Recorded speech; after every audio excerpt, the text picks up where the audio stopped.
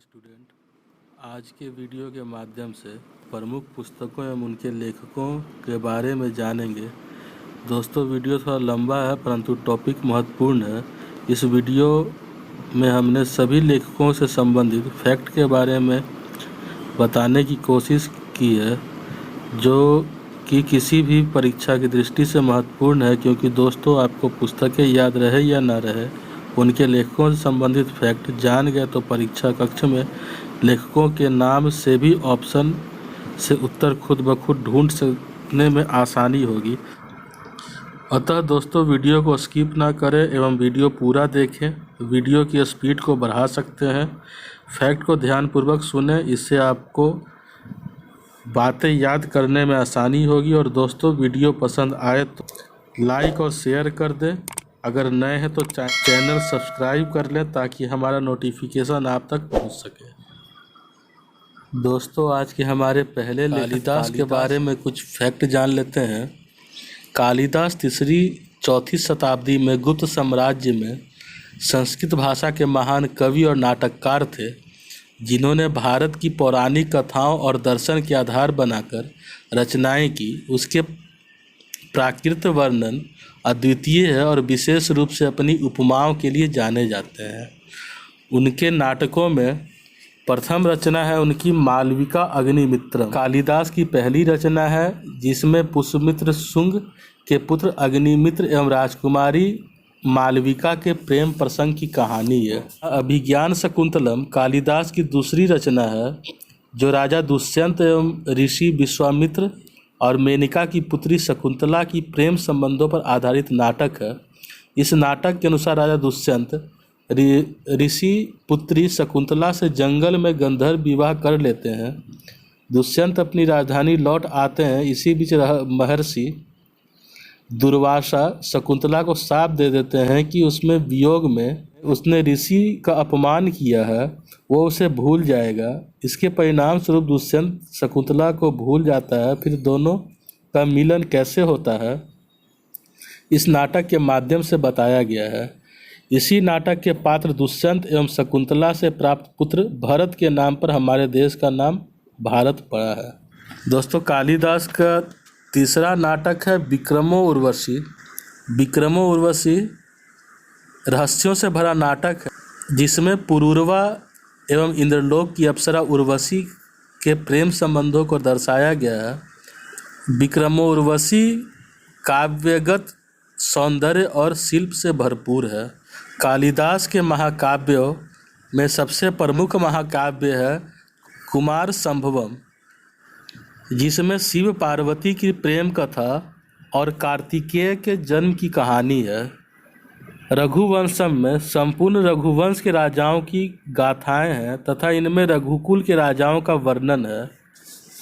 फिर कालिदास के कुछ खंडकाव्य हैं, जिसमें महत्वपूर्ण खंडकाव्य मेघदूतम है। मेघदूतम एक गीतिका काव्य है, जिसमें यक्ष द्वारा मेघ को संदेश ले जाने की प्रार्थना और उसे दूत बनाकर अपनी प्रिय के पास भेजने का वर्णन है। मेघदूत के 2 भाग हैं, प्रथम पूर्व मेघ व उत्तर मेघ। खंडकाव्य की ही दूसरी प्रसिद्ध खंडकाव्य है ऋतु संहारम। ऋतु संहारम में सभी ऋतुओं में प्राकृतिक के विभिन्न रूपों का विस्तार से वर्णन किया गया है। तो दोस्तों, ये तो थे कालिदास के बारे में। कालिदास के पुस्तकों को एक ट्रिक के माध्यम से याद रखने में आसानी हो सकती है। वो ट्रिक है कि उनकी जितनी भी पुस्तकें हैं, कमोवेश अधिकतम पुस्तकों में आखिरी वर्ड जो है वो माँ का उच्चारण मिलेगा। जैसे कि मालविकाग्निमित्रम, अभिज्ञान शकुंतलम, कुमार संभवम, मेघदूतम, रघुवंशम, ऋतु संहारम। तो ऐसा कोई ज़रूरी नहीं है, बट ये एक ट्रिक था जिसकी माध्यम से हम उनकी कुछ पुस्तकों को याद रख सकते हैं। अगले लेखक हमारे हैं विशाख दत्त। विशाख दत्त गुप्त काल में संस्कृत भाषा के सुप्रसिद्ध नाटककार थे, जिनकी पुस्तक देवी चंद्रगुप्तम में गुप्त वंश के शासक रामगुप्त की पत्नी देवी तथा उनके पति रामगुप्त के छोटे भाई चंद्रगुप्त द्वितीय की कहानी है। इतिहास में वर्णित कहानी के अनुसार रामगुप्त एक अयोग्य शासक था, जबकि देवी पढ़ी लिखी थी। देवी ने रामगुप्त के भाई चंद्रगुप्त द्वितीय के साथ षड्यंत्र रचकर खुद के पति रामगुप्त की हत्या करवा दी तथा चंद्रगुप्त द्वितीय से विवाह कर लिया। देवी चंद्रगुप्तम में इसी कहानी को आधार बनाकर नाटक की रचना की गई है। विशाख दत्त की अगली प्रसिद्ध पुस्तक है मुद्रा राक्षस। तो मुद्रा राक्षस यह संस्कृत का ऐतिहासिक नाटक है जिसके रचयिता विशाख दत्त है। इसमें चाणक्य और चंद्रगुप्त द्वितीय से संबंधी ख्यात वृत्त के आधार पर चाणक्य की राजनीतिक सफलताओं का अपूर्व विश्लेषण मिलता है। लेखक ने भावुकता, कल्पना आदि के स्थान पर जीवन संघर्ष के यथार्थ अंकन पर बल दिया है। इसमें नंद वंश के नाश, चंद्रगुप्त के राज्यारोहण, राक्षस की सक्रिय विरोध, चंद्रगुप्त की राजनीतिक विषयक सजगता और अंततः राक्षस द्वारा चंद्रगुप्त मौर्य के प्रभुत्व की स्वीकृति का उल्लेख हुआ है। अगला है पाणिनि। पाणिनि का जन्म 700 ईसा पूर्व में हुआ था। वो संस्कृत भाषा के सबसे बड़े व्याकरणज्ञ हुए हैं। उनका जन्म तत्कालीन उत्तर पश्चिम भारत के गंधार में हुआ था। इनके व्याकरण का नाम अष्टाध्यायी है। इसमें 8 अध्याय हैं, 4000 सूत्र हैं। अष्टाध्यायी मात्र व्याकरण ग्रंथ नहीं है, इसमें तत्कालीन भारतीय समाज का पूरा चित्र मिलता है। उस समय के भूगोल, सामाजिक, आर्थिक, शिक्षा और राजनीतिक जीवन, दर्शन, चिंतन, खान पान, रहन सहन आदि सब प्रसंग स्थान स्थान पर अंकित हैं। अगले लेखक हमारे चाणक्य हैं। चाणक्य चंद्रगुप्त मौर्य के महामंत्री थे। वे कौटिल्य या विष्णुगुप्त के नाम से भी विख्यात हैं। चाणक्य कूटनीति, अर्थनीति, राजनीति के महाविद्वान थे। उनके द्वारा रचित अर्थशास्त्र नामक ग्रंथ राजनीति, अर्थनीति, कृषि, समाज नीति आदि का महान ग्रंथ है। अर्थशास्त्र मौर्यकालीन भारतीय समाज का दर्पण माना जाता है। अर्थशास्त्र चाणक्य द्वारा रचित संस्कृत ग्रंथ है। अपनी तरह का राज प्रबंधन विषयक या प्राचीनतम ग्रंथ है, जिसकी शैली उपदेशनात्मक व सलाहात्मक है। इस विषय के जितने भी ग्रंथ अभी तक उपलब्ध हैं, उसमें से वास्तविक जीवन का चित्रण करने के कारण यह सबसे अधिक मूल्यवान है। आगे देख लेते हैं। हमारे 5वें लेखक हैं वाल्मीकि। वाल्मीकि संस्कृत रामायण के प्रसिद्ध रचयिता हैं, जो आदिकवि के रूप में प्रसिद्ध हैं। उन्होंने संस्कृत में रामायण की रचना की। रामायण एक महाकाव्य है जो राम के जीवन के माध्यम से हमें जीवन के सत्य व कर्तव्य से परिचित करवाता है। छठे हैं हमारे लेखक वेद व्यास। वेद व्यास, जिसे महर्षि कृष्ण द्वैपायन वेद व्यास भी कहते हैं, महर्षि पराशर व सत्यवती के पुत्र थे। उन्होंने महाभारत ग्रंथ की रचना की। ऐसी मान्यता है कि महाभारत ग्रंथ का लेखन भगवान गणेश ने महर्षि वेदव्यास से सुनकर किया था। वेदव्यास महाभारत के रचयिता ही नहीं बल्कि उन घटनाओं के साक्षी भी रहे हैं जो कालानुसार। आगे देख लेते हैं। अगले लेखक हैं नागार्जुन। नागार्जुन शून्यवाद के प्रतिष्ठित एवं माध्यमिक मत के पुरस्कृत प्रख्यात बौद्ध आचार्य थे। नागार्जुन की रचना अपनी शैली तथा युक्ति के लिए अत्यंत प्रख्यात है। सरिका सूत्र। नागार्जुन का पांडित्य व्यापक, दार्शनिक, उत्कृष्ट, तार्किक तथा नवीन कल्पना का भंडार है। अगले लेखक हैं वत्सायन। वत्सायन या मलंग वत्सायन भारत के एक प्राचीन दार्शनिक थे, जिनका समय गुप्त वंश के समय का माना जाता है, जो पाटलिपुत्र आधुनिक पटना में रहते थे। उन्होंने कामसूत्र एवं न्यायसूत्र भाष्य की रचना की। महर्षि वात्स्यायन ने कामसूत्र में न केवल दाम्पत्य जीवन का श्रृंगार किया है वरन कला, शिल्पकला एवं साहित्य को भी संपादित किया है। यह विश्व की प्रथम यौन संहिता है जिसमें यौन प्रेम के मनोशारीरिक सिद्धांतों तथा प्रयोग की विस्तृत व्याख्या एवं विवेचना की गई है। अर्थ के क्षेत्र में जो स्थान कौटिल्य के अर्थशास्त्र का है, काम के क्षेत्र में वही स्थान कामसूत्र का है। अगले लेखक हैं अश्वघोष। तो अश्वघोष बौद्ध महाकवि एवं दार्शनिक थे। उनका जन्म साकेत अयोध्या में हुआ था। चीनी परंपरा के अनुसार महाराज कनिष्क पाटलिपुत्र के अधिपति को परास्त कर वहां से अश्वघोष को अपनी राजधानी पुरुषपुर वर्तमान पेशावर ले गए थे। कनिष्क द्वारा बुलाई गई चौथी बौद्ध संगति की उपाध्यक्ष अश्वघोष ने किया था। उसकी प्रमुख साहित्य कृतियों में प्रथम बुद्ध चरित्र है। बुद्ध चरित्र संस्कृत का महाकाव्य है जिस रचना काल दूसरी शताब्दी है। इस महाकाव्य का आरंभ बुद्ध के गर्भधान से, माता के गर्भ से में आने से तथा उनकी परिणति बुद्धत्व प्राप्ति से होती है। यह महाकाव्य बुद्ध के संघर्षमय सफल जीवन का ज्वलंत, उज्ज्वल तथा मूर्त चित्रपट है। अश्वघोष की अगली रचना है सौंदरानंद काव्यम।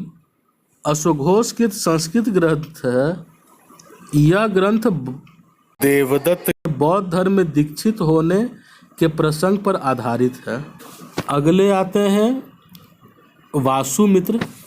वासुमित्र चौथी बौद्ध संगीति के अध्यक्ष वासुमित्र वैभाषिक या सौंतांत्रिक कहलाता है। महाविभाषा शास्त्र में उनकी संप्रदाय के बारे में विस्तार से वर्णन है। आगे देख लेते हैं। अगले लेखक हैं भास। तो भास संस्कृत साहित्य के प्रसिद्ध नाटककार थे जिनके जीवन काल के बारे में अधिक पता नहीं है। कालिदास, जो गुप्तकालीन समझे जाते हैं, ने भास के नाम अपने नाटक में लिया है, जिससे लगता है कि वे गुप्तकाल में रहे होंगे। स्वप्न वासदत्ता, शाब्दिक अर्थ वासदत्ता का स्वप्न, महाकवि भास की संस्कृत नाटक है जिसमें 6 अंक हैं तथा भास के नाटकों में सबसे उत्कृष्ट है। उसमें एक राजा के अपने रानी के प्रति अविरहनीय प्रेम और पुनर्मिलन। आगे आते हैं भरत मुनि। भरत मुनि ने नाट्यशास्त्र नामक ग्रंथ की रचना की है। उनका समय विवादास्पद है। उन्हें 400 ईसा पूर्व से 100 ईसा पूर्व के बीच किसी समय का माना जाता है। उनके द्वारा रचित ग्रंथ नाट्यशास्त्र भारतीय नाट्य और काव्यशास्त्र पर का आदि ग्रंथ है। उसके नाट्यशास्त्र, संगीत शास्त्र, छंद शास्त्र, अलंकार, रस आदि सभी एक समान प्रतिपादन किया गया है। भरत मुनि द्वारा रचित पूरा नाट्यशास्त्र उपलब्ध नहीं है। आगे देख लेते हैं। शूद्रक के द्वारा लिखा गया उनका प्रसिद्ध उपन्यास मृच्छकटिकम अर्थात मिट्टी का खिलौना या मिट्टी की गाड़ी संस्कृत नाट्य साहित्य में सबसे अधिक लोकप्रिय रूपक है। इसमें रचनाकार महाराज शूद्रक हैं। नाटक की पृष्ठभूमि पाटलिपुत्र आधुनिक पटना है। इसमें नगर की साज सजावट, वारंगनाओं अर्थात वेश्याओं का व्यवहार, दास प्रथा, जुआ, धूर्तता, चोरी, न्यायालय में न्याय निर्णय की व्यवस्था, अवांछित राजा के प्रति प्रजा का विद्रोह एवं जनमत में प्रभुत्व का सामाजिक स्वरूप भली भांति चित्रित किया गया है।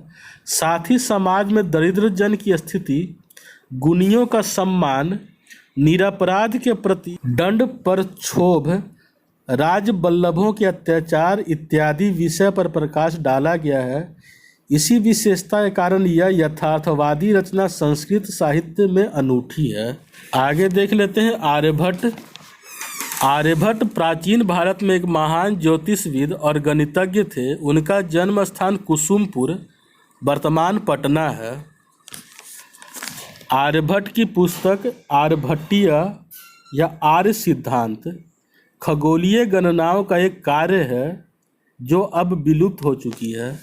आर्यभट्ट का सूर्य सिद्धांत पुराने सूर्य सिद्धांत पर आधारित है, जिसमें सर्वोदय की अपेक्षा मध्य रात्रि दिवस गणना का उपयोग किया गया है। इसमें अनेक खगोलीय उपकरणों का वर्णन शामिल है। अगले लेखक हैं हमारे वराहमिहिर ईसा की 5वीं-6वीं शताब्दी में भारतीय गणितज्ञ एवं खगोलविद थे।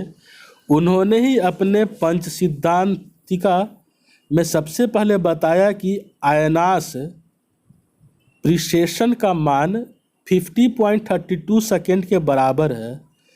यह चंद्रगुप्त विक्रमादित्य के 9 रत्नों में से एक थे। इनकी रचना बृहत संहिता 6वीं शताब्दी संस्कृत में रचित एक विश्वकोश है, जिसमें मानव रुचि के विविध विषयों पर लिखा गया है। इसमें खगोलशास्त्र, ग्रहों की गति, ग्रहण, वर्षा, बादल, वास्तुशास्त्र, फलों में की वृद्धि, इत्र निर्माण, लग्न, पारिवारिक संबंध, रत्न, मोती एवं कर्मकांडों का वर्णन है। आगे देखते हैं विष्णु शर्मा। इनकी प्रमुख रचना पंचतंत्र है। तो पंडित विष्णु शर्मा एक प्रसिद्ध संस्कृत के लेखक थे, जिन्होंने प्रसिद्ध संस्कृत नीति पुस्तक पंचतंत्र का रचनाकार माना जाता है। नीति कथाओं में पंचतंत्र का पहला स्थान है। पंचतंत्र की रचना विष्णु शर्मा ने राजा अमर शक्ति के 3 मूर्ख पुत्रों को राजनीति एवं नेतृत्व गुण सिखाने के लिए किया था। इन कहानियों का संकलन 5 समूहों में पंचतंत्र के नाम से कोई 2000 साल पहले बना है। अगले लेखक हैं सोमदेव। सोमदेव कथा सारिका सागर के रचयिता हैं। वो कश्मीर के निवासी थे। रानी सूर्यमती के चित्त विनोद के लिए उन्होंने महाग्रंथ कथा सारिका सागर की रचना की। सूर्यमती जलंधर की राजकुमारी और कश्मीर के राजा अनंत देव की पत्नी थी। कहा जाता है कि भयानक राजनीतिक अशक्ति, रक्तपात और जटिल परिस्थितियों के कारण विषादग्रस्त हुई रानी के मानसिक स्वास्थ्य के लिए इस ग्रंथ की रचना हुई। सोमदेव शैव ब्राह्मण थे, तथापि बौद्ध धर्म के प्रति भी उनकी अगाध श्रद्धा थी। कथा सारिका सागर के किसी कथा में इसी कारण बौद्ध प्रभाव परिलक्षित होता है। मिथक, इतिहास, यथार्थ, फैंटेसी, सच्चाई, इंद्रजाल आदि का अद्भुत संगम इन कथाओं में है। आगे देख लेते हैं। हमारे अगले लेखक हैं वासुबंधु। वासुबंधु बौद्ध न्यायिक थे। वो पहले हीनयानी वैभाषिकवेता थे। बाद में असंग की प्रेरणा से उन्होंने महायान मत स्वीकार किया। योगाचार के सिद्धांतों पर इनके अनेक महत्वपूर्ण ग्रंथ प्रसिद्ध हैं। ये कुमारगुप्त, स्कंदगुप्त और बालदित्य के समकालीन थे। इनकी प्रमुख रचनाओं में एक रचना अभिधम्म कोश है। अगले हैं भट्टी। भट्टी संस्कृत के प्रसिद्ध कवि थे। वो संस्कृत साहित्य के प्रमुख महाकाव्यकारों में एक हैं, जिनकी प्रसिद्ध रचना रावण वध है। वर्तमान में भट्टी काव्य के नाम से जाना जाता है। इसमें भगवान राम की कथा जन्म से लेकर रावण संहार तक उपवर्णित है। अगले लेखक हमारे भरवी हैं। भरवी संस्कृत के महान कवि हैं। वे अर्थ की गौरवता के लिए प्रसिद्ध हैं। किरात अर्जुनियम महाकाव्यम उनकी प्रमुख रचना माना जाता है। यह काव्य किरात रूपी शिव एवं पांडुपुत्र अर्जुन के बीच धनुर्युद्ध तथा वाद वार्तालाप पर केंद्रित है। महाभारत वन पर्व पर आधारित इस महाकाव्य के 18 सर्ग है। शिव के साथ अर्जुन के युद्ध की लघु कथा को आधार बनाकर कवि ने राजनीतिक, धर्मनीति, कूटनीति, समाजनीति, युद्धनीति, जन जीवन आदि का मनोरम वर्णन किया है। अगले हैं डांडी। दंडी संस्कृत भाषा के प्रसिद्ध साहित्यकार हैं। इनके जीवन के संबंध में प्रामाणिक सूचनाओं का अभाव है। 10 कुमार चरित्रम दंडी द्वारा पणित संस्कृत गद्य काव्य है, जिसमें 10 कुमारों का चरित्र वर्णित होने के कारण इसका नाम 10 कुमार चरित्रम है। अगले हैं वानभट्ट। वानभट्ट 7वीं शताब्दी में संस्कृत गद्य लेखक और कवि थे। वह राजा हर्षवर्धन के दरबारी कवि थे। उनके 2 प्रमुख ग्रंथ हैं, हर्षचरित्रम और कादम्बिनी। हर्षचरित्रम राजा हर्षवर्धन के जीवन चरित्र का वर्णन है तथा कादम्बरी दुनिया का पहला उपन्यास है। कादम्बरी पूर्ण होने से पहले ही वानभट्ट का देहांत हो गया, तो उपन्यास पूरा करने का काम उसके पुत्र भूषण भट्ट ने किया। दोनों ग्रंथ संस्कृत साहित्य में महत्वपूर्ण ग्रंथ माने जाते हैं। आगे है महाराज हर्षवर्धन। हर्षवर्धन प्राचीन भारत का एक राजा था जिसने उत्तरी भारत पर राज किया। वह वर्धन राजवंश का शासक प्रभाकर वर्मन का पुत्र था। उसकी लिखी 3 नाटिकाएं नागानंद, रत्नावली और प्रियदर्शिका संस्कृत साहित्य की अमूल्य निधियां हैं। नागानंद शाब्दिक अर्थ नागों का आनंद राजा हर्षवर्धन द्वारा रचित संस्कृत नाटक है। यह संस्कृत के सर्वश्रेष्ठ नाटकों में से है। यह नाटक 5 अंकों में है, जिसमें गरुड़ देवता को खुश करने के लिए नागों की बलि देने को रोकने के लिए राजकुमार जितुवाहन द्वारा अपना शरीर त्याग की कहानी है। अगला रत्नावली है। रत्नावली एक विदुषी कन्या थी। रत्नावली मात्र 27 वर्ष की थी तब उसके पति उससे विरक्त होकर घर त्याग कर चले गए। अंत में पति का स्मरण करती हुई सती साध्वी रत्नावली अपनी अलौकिक कांति चमकाती हुई सत्यलोक सिधार गई। अगली पुस्तक प्रियदर्शिका हर्ष द्वारा रचित एक संस्कृत नाटक है, जिसमें राजा उदयन और राजकुमारी प्रियदर्शिका की कहानी का वर्णन है। आगे देख लेते हैं। अगले लेखक हमारे हैं भावभूति। भावभूति संस्कृत के महान कवि एवं सर्वश्रेष्ठ नाटककार थे। उनके नाटक कालिदास के नाटकों के समतुल्य माने जाते हैं। मालती माधव 10 अंकों का प्रकरण है, जिसमें मालती और माधव की कल्पनासूत्र प्रेम कथा है। युवा अवस्था में उन्माद प्रेम इसमें उत्कृष्ट वर्णन है। इसमें स्थान स्थान पर प्रकृति का विशेष वर्णन चरित्र प्राप्त होता है। अगले लेखक जयानक। जयानक पृथ्वीराज चौहान के राजकवि थे। ये पृथ्वीराज विजयम महाकाव्यम के रचयिता थे। जननायक ज्योतिष, तर्क, व्याकरण तथा वैदिक परंपराओं के ज्ञाता थे। पृथ्वीराज विजयम महाकाव्यम संस्कृत महाकाव्य है। इसे हिंदी में पृथ्वीराज विजय भी कहा जाता है। इसमें तराइन के प्रथम युद्ध में पृथ्वीराज की विजय का वर्णन है। आगे देख लेते हैं। अगले लेखक हैं हमारे क्षेमेंद्र। क्षेमेंद्र संस्कृत के प्रतिभा संपन्न कश्मीरी महाकवि थे। क्षेमेंद्र के पूर्व पुरुष राज के अमात्य पद पर प्रतिष्ठित थे। बृहद कथा मंजरी क्षेमेंद्र द्वारा रचित प्रसिद्ध संस्कृत ग्रंथ है। यह बृहद कथा का अत्यंत रोचक तथा सरस संक्षेप है। अगले कवि हैं राजशेखर। वे गुर्जर वंशीय नरेश महेंद्रपाल प्रथम एवं उसके बेटे महिपाल के गुरु व मंत्री थे। कपूर मंजरी राजशेखर द्वारा रचित प्राकृत का नाटक है। प्राकृत भाषा की विशुद्ध साहित्य रचनाओं में इस कृति का विशिष्ट स्थान है। नाटक के माध्यम से दिखाया गया है कि राजा चंद्रपाल ने कुंतल राजपुत्री कपूर मंजरी से विवाह करके चक्रवर्ती पद प्राप्त किया। इनकी दूसरी पुस्तक काव्य मीमांसा कविराज राजशेखर कृत काव्यशास्त्र साधिक मानक ग्रंथ है। आगे देख लेते हैं बिल्हन। बिल्हन 11वीं शताब्दी में कश्मीर के प्रसिद्ध कवि थे। उनकी प्रसिद्ध रचना विक्रमांक देव चरित्र इतिहास ग्रंथ है। विक्रमांक देव चरित्र में कल्याण के चालुक्य राजा विक्रमादित्य पंचम के पराक्रमों का वृत्तांत है। अगले हैं कल्हण। कश्मीरी इतिहासकार तथा विश्वविख्यात ग्रंथ राजतरंगिणी के रचयिता क्षेमेंद्र के बाद कल्हण ने सामायिक समाज पर व्यंग कसकर संस्कृत साहित्य में एक भारी कमी को पूरा करने का काम किया। राजतरंगिणी कल्हण द्वारा रचित एक संस्कृत ग्रंथ है। राजतरंगिणी का शाब्दिक अर्थ राजाओं की नदी, इसका भावार्थ है राजाओं का इतिहास या समय प्रवाह। यह कविता के रूप में है। इसमें कश्मीर का इतिहास वर्णित है जो महाभारत काल से आरंभ होता है। इस पुस्तक के अनुसार कश्मीर का नाम कश्यप मेरु था जो ब्रह्मा के पुत्र ऋषि मरीचि के पुत्र थे।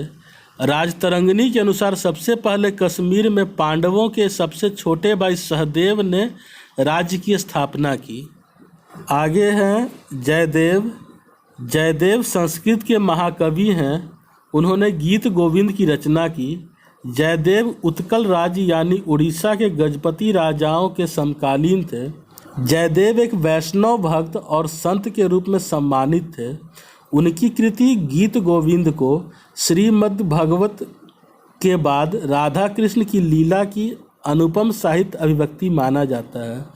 संस्कृत कवियों की परंपरा में भी वह अंतिम कवि थे। गीत गोविंद में श्री कृष्ण की गोपिकाओं के साथ रासलीला, राधा विशद वर्णन, कृष्ण की व्याकुलता, कृष्ण के श्री राधा के लिए उत्कृष्टता, राधा की सखी द्वारा राधा के विग्रह संताप का वर्णन है।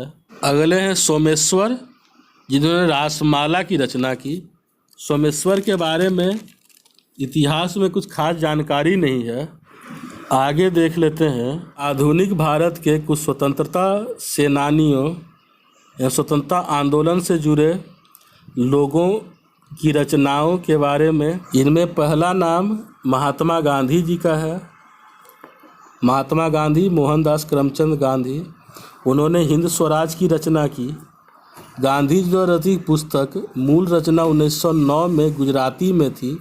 यह लगभग 30,000 शब्दों की लघु पुस्तिका है जिसे गांधी जी ने अपनी इंग्लैंड से दक्षिण अफ्रीका की यात्रा के समय पानी के जहाज़ में लिखी थी, जिसे भारत में अंग्रेज़ों ने यह कहकर प्रतिबंधित कर दिया था कि उसमें राजद्रोह घोषित सामग्री है।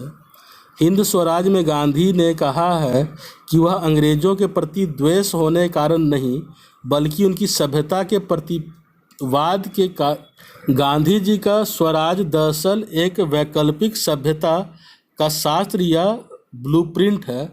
वह राज्य की सत्ता प्राप्त करने का कोई राजनीतिक एजेंडा या मैनिफेस्टो नहीं है। अगला है इंडियन ओपिनियन, गांधी जी के द्वारा लिखा गया 1904 में प्रकाशित अफ्रीका में शुरू किया गया समाचार पत्र था, जिसमें प्रथम संपादक मनसुख लाल नजर थे। अगला है my experiment with truth, Gandhi ji की एक फेमस पुस्तक सत्य के प्रयोग। महात्मा गांधी की आत्मकथा है। यह आत्मकथा उन्होंने गुजराती भाषा में लिखी थी जो उनके जीवन दर्शन को दर्शाती है। इसी कड़ी में उनकी अगली पुस्तक है यंग इंडिया। यंग इंडिया एक साप्ताहिक पत्रिका थी जिसमें महात्मा गांधी प्रकाशित करते थे। यह पत्रिका अंग्रेजी में निकलती थी जिसमें गांधी जी अपने विचार एवं दर्शन प्रसारित करने के लिए आरंभ किया था। अगले हैं अबुल कलाम आज़ाद। इनकी प्रमुख रचना अल-इहिलाल भारतीय मुस्लिम स्वतंत्रता कार्यकर्ता अब्दुल कलाम आज़ाद द्वारा संपादित साप्ताहिक उर्दू भाषा का समाचार पत्र था। यह अखबार भारत में ब्रिटिश राज की आलोचनाओं और भारतीय मुसलमानों को बढ़ते भारतीय स्वतंत्रता आंदोलन में शामिल होने के लिए इसके प्रोत्साहन के लिए उल्लेखनीय है। फिर है India wins freedom, Maulana Abul Kalam Azad की आत्मकथा। उन्होंने इस किताब के माध्यम से अपनी आत्मकथा में आज़ादी की कहानी को अपने शब्दों में बयान किया है। इस पुस्तक का प्रकाशन उनकी मृत्यु के 30 वर्ष बाद 1988 में किया गया। आगे हैं एनी बेसेंट, अग्रणी आध्यात्मिक थियोसॉफिकल महिला, अधिकारों की समर्थक लेखिका, वक्ता एवं भारत प्रेमी महिला थी। जो 1917 में भारतीय राष्ट्रीय कांग्रेस के अध्यक्ष बनी। उनका जन्म लंदन में हुआ था। न्यू इंडिया एनी बेसेंट द्वारा स्थापित एक ऐसा समाचार पत्र था जिसकी स्थापना भारतीय स्वतंत्रता संग्राम से संबंधित समाचारों को फैलाने के साधन के रूप में की गई थी। यह गांधी जी के हरिजन और तिलक के केसरी के समान ही था। इनका दूसरा समाचार पत्र कॉमनवेल्थ एक समाचार पत्र था जिसकी मदद से बेसेंट भारतीय एकता और समृद्धता को एक अभिव्यक्ति देने का प्रयास किया ताकि एक आम भारतीयों को अपने अधिकारों और सामाजिक आर्थिक विकास के प्रति जागरूक किया जा सके। आगे हैं बापू माई फादर की लेखिका मनुबेन गांधी थी। इस पुस्तक का प्रथम संस्करण 1949 में प्रकाशित हुआ था। आगे हैं लाला लाजपत राय, अनहैप्पी इंडिया के लेखक। भारत के प्रमुख स्वतंत्रता सेनानी लाला लाजपत राय थे। उन्हें पंजाब केसरी के नाम से जाना जाता है। अनहैप्पी इंडिया पुस्तक लाला लाजपत राय के द्वारा लिखी गई थी, जो कि मिस कैथरीन मेयो की मदर इंडिया की प्रतिवाद में लिखी गई थी। इस पुस्तक में उन्होंने भारतीय सभ्यता की तुलना समकालीन अमेरिकी और ब्रिटेनी सभ्यता से की है। यह पुस्तक 1928 में भारत और वैश्विक समाज को जानने का बहुत लाभकारी है। आगे है बाल गंगाधर तिलक। गीता रहस्य नामक पुस्तक की रचना लोकमान्य बाल गंगाधर तिलक ने मंडेला जेल बर्मा में की थी। इस ग्रंथ में उसके संसार के वास्तविक कर्तव्यों का बोध कराया है। बाल गंगाधर तिलक के 2 साप्ताहिक समाचार पत्रों का प्रकाशन किया, मराठी में केसरी और अंग्रेजी में द मराठा। इसके माध्यम से लोगों की राजनीतिक चेतना को जगाने का काम शुरू किया। आगे देख लेते हैं राजा राममोहन राय, मिरातुल अखबार। राजा राममोहन राय द्वारा स्थापित और संपादित एक फारसी भाषा की पत्रिका थी। अखबार पहली बार 12 अप्रैल 1822 में प्रकाशित हुआ था। यह एक साप्ताहिक पत्रिका थी जो शुक्रवार को प्रकाशित होती थी। संवाद कॉमेडी 19वीं शताब्दी के पूर्वार्ध में राजा राममोहन राय द्वारा कोलकाता से प्रकाशित बंगाली साप्ताहिक समाचार था। यह किसी भारतीय भाषा का पहला समाचार पत्र था। आगे है डिवाइन लाइफ के लेखक स्वामी शिवानंद सरस्वती हैं, जो एक मेडिकल डॉक्टर व आध्यात्मिक गुरु थे। फिर आते हैं लाइफ डिवाइन, अरविंदो घोष द्वारा लिखी गई है। पुस्तक उनके सिद्धांतों और दार्शनिक कार्यों पर आधारित है, जिसमें उन्होंने आध्यात्मिक विकास का एक सिद्धांत प्रस्तुत किया है जो मनुष्य को परिणित होता है। फिर है डिवाइन कॉमेडी, एक इतावली कथनात्मक कविता है जो दांते द्वारा लिखा गया था। इसे व्यापक रूप से इतावली साहित्य में प्रचलित कार्य और विश्व साहित्य के महानतम कार्यों में से एक माना जाता है। इस महाकाव्य के माध्यम से मनुष्य के 7 सद्गुणों और 7 दुर्गुणों में बांटा गया है। फिर देख लेते हैं दादा भाई नौरोजी की poverty in British rule in India, आर्थिक निकास की अवधारणा। धन निकासी की अवधारणा वाणिज्यवादी सोच के क्रम में विकसित हुई। धन निष्कासन के सिद्धांत पर उस समय के अनेक आर्थिक इतिहासकारों ने अपने मत व्यक्त की। इसमें दादा भाई नौरोजी ने अपनी पुस्तक poverty in British rule in India में सर्वप्रथम धन के आर्थिक निकास की अवधारणा प्रस्तुत की है। फिर है बंकिम चंद्र चटर्जी। दुर्गेश नंदिनी बंकिम चंद्र चट्टोपाध्याय द्वारा लिखा गया उसके जीवन का पहला उपन्यास था, जो कि बंगाली रोमांस और बंगाली में पहली उपन्यास है, जो 1875 में प्रकाशित हुआ था। इसकी पृष्ठभूमि 16वीं शताब्दी में उड़ीसा को केंद्र में रखकर मुगलों और पठानों के आपसी संघर्ष पर रचित उपन्यास है। अगला उपन्यास देवी चौधरानी 1884 में प्रकाशित एक बंगाली उपन्यास है। ब्रिटिश साम्राज्य के उत्पीड़न के खिलाफ भारतीय साहित्य के इतिहास में यह एक महत्वपूर्ण उपन्यास है। चूँकि इस उपन्यास ने ब्रिटिश साम्राज्य को अपनी स्वतंत्रता के लिए देशभक्ति के संघर्ष को हवा दी, इस उपन्यास पर अंग्रेजों ने प्रतिबंध लगा दिया था। स्वतंत्रता के बाद भारत सरकार द्वारा बाद में प्रतिबंध हटा दिया गया। इस उपन्यास में बंकिम चंद्र ने अपने विश्वास को पुष्ट किया कि शाही सेना के साथ सशस्त्र आमने सामने संघर्ष ही स्वतंत्रता जीतने का एकमात्र तरीका है। आगे है आनंद भट्ट, बंकिम चंद्र द्वारा लिखित और 1882 में प्रकाशित एक बंगाली कथा है। यह 18वीं शताब्दी के अंत में सन्यासी विद्रोह की पृष्ठभूमि से प्रेरित है तथा बंगाल में अकाल के दौरान के वर्षों पर आधारित है। वंदे मातरम, बंगाल मातृभूमि की जय हो, बंगाल प्रतिनिधित्व करने वाला पहला गीत मातृभूमि के रूप में इस उपन्यास में प्रकाशित हुआ था। तो दोस्तों, ये तो थे कुछ महत्वपूर्ण जानकारी आपके एग्ज़ाम पॉइंट के व्यू से। इस टॉपिक में हमने विस्तार से महत्वपूर्ण लेखकों के बारे में, उनकी रचनाओं के बारे में जाना। इस वजह से यह वीडियो थोड़ा लंबा हो गया है। वीडियो को पूरा देखने के लिए आपका धन्यवाद। आशा करते हैं कि इस वीडियो के माध्यम से भारतीय इतिहास के कुछ विशेष एवं महत्वपूर्ण लेखकों एवं उनकी रचनाओं को जाना होगा। वीडियो कैसा लगा हमें कमेंट के माध्यम से सूचित करें एवं वीडियो को लाइक व शेयर करें। धन्यवाद दोस्तों। जल्द ही हम अपने नेक्स्ट टॉपिक के साथ आएंगे। Thank you.